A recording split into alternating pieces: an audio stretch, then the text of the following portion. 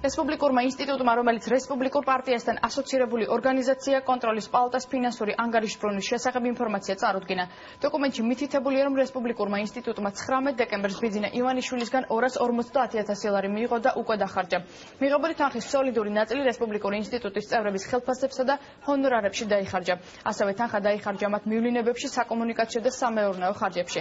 თანხები ასე გადანაწილდა დავით ბერძენიშვილმა 14,300, ლევან ბერძენიშვილმა 24,506, დავით ზურაბიშვილმა 11,760, ივლიანე ხაინდრავამ 15,520, თინა ხიდაშელმა კი 13,059 ლარი მიიღეს.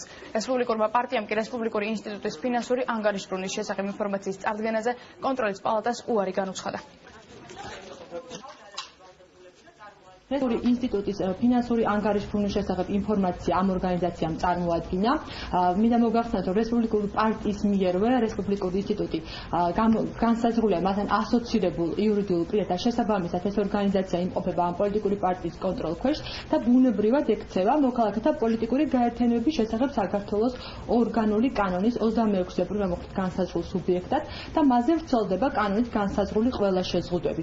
შესაბამისად, მასზე ვრცელდება ასევე საქართველოს კონტროლის პალატის ფინანსური მონიტორინგი სამსახურის მოთხოვნებით. აქედან გამომდინარე, მოგახსენებთ, რომ რესპუბლიკური ინსტიტუტი ვალდებული იქნება წარმოადგინოს მისი ფინანსური საქმეების შესახებ ინფორმაცია კანონით განსაზღვრული წესითა პირობებით.